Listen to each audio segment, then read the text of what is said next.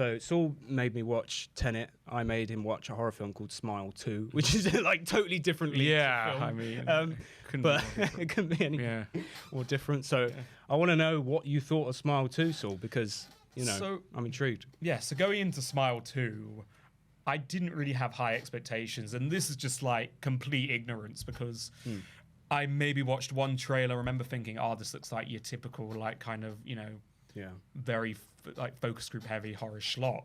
And I was like, this isn't something I'll be interested in. But then so many people were telling me to watch it and that, there's a lot more to it, and the reviews are really positive.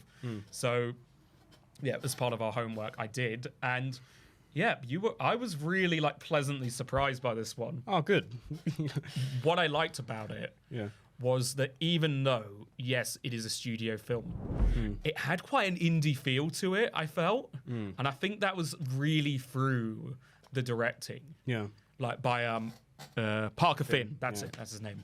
And I really like the way he used the camera, and especially the space within a frame. Like that opening, holy shit. Yeah, it really sucks you in, doesn't it? In the car. Like I love the way he was moving the camera. Yeah. And also I enjoyed the fact that you don't really have to have watched the original to like understand or appreciate it. Like it's very kind of, and this may be a weird word to use, but it's like it's welcoming in terms of the lore. Yeah. Like you can very much get a sense of the threat, of the demon, without having any context in the previous film. Yeah. And I really like that because I think in the horror genre, especially many horror sequels, they rely on you knowing the lore. Yeah. And like some of the other characters, but this one you could jump straight in. It's without quite knowing a anything. simple lore as well. That's what I like. I mean, like, I didn't know anything about the first one. Yeah. And I really enjoyed it. I didn't either. I jumped straight to the second one, then I went back to watch the first one, and I will say that basically it is. I mean, it's a different kind of premise. The character is in a different situation.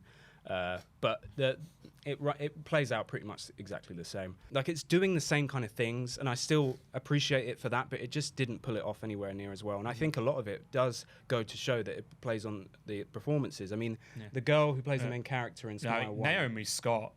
Naomi Scott in Smile 2. I mean, you've got to give it to her. She was. I tell you what, it's unbelievable, her performance.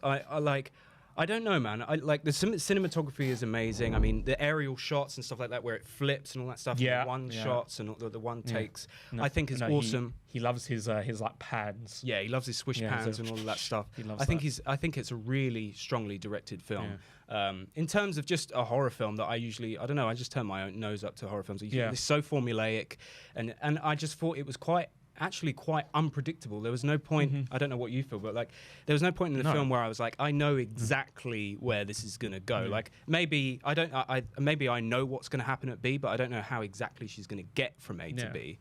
And I thought that was what was fun. I always was on the kind of intrigued in what was happening, you know? And horror should really keep you on your toes. It needs to, of course. That's the whole point. And like, just going back to how it fits into the overall genre, what I found is that I'm not a big person for like body horror or gore, in that like it doesn't really terrify me, it doesn't disgust me, I can kind of take it or leave it.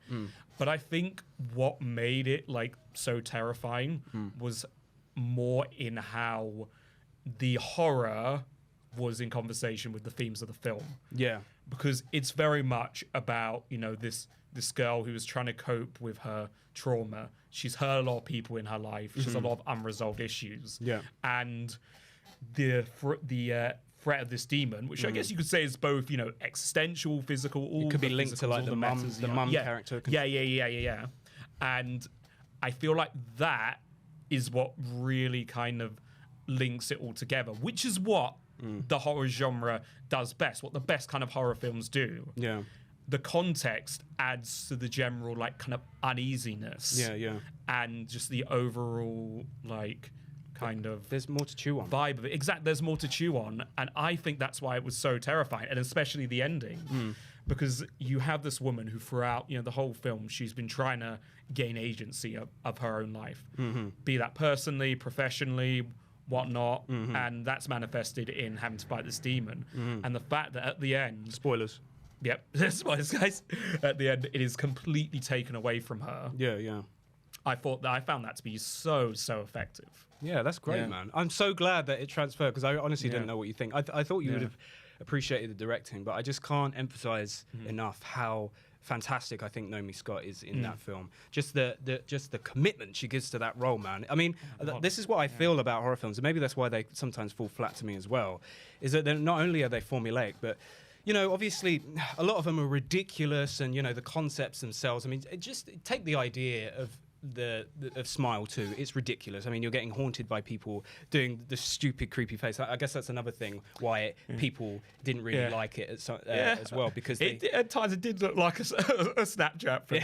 Yeah, it depends if you buy into that.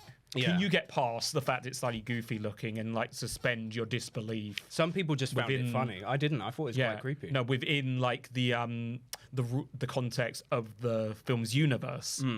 Can you buy that? And that's the main thing. I feel like that will kind of make or break whether people actually find it scary. Like when she's laying in bed and she rolls over and sees her friend just smiling with her piercing eyes. I thought that was quite... No, it was creepy, though. For some people, out of context, they might be just like, thought it was that's stupid. really stupid. Yeah. But with horror, the actors are forced to be put in these absolutely ridiculous, incomprehensible situations. And sometimes I think it's really hard, even for some of the best actors, to pull it off, because it's just so... You have to really give it your all, and she really she smashes it. She smashes it. Oh man, it's totally riding on her character. I mean, some of the moments she's just got snot pouring down her face, tears, you know what I mean? When she rips her hair out, that's a man. And she just, you can see it in her performance that she's just so committed to the role. Yeah. And so I think that's really what what makes this film stand out to me a lot. But yeah, I'm glad you enjoyed it, man. Yeah. I'm glad you enjoyed it. Don't watch number 1, because it's just like it's just everything you want from Smile is in Smile 2. But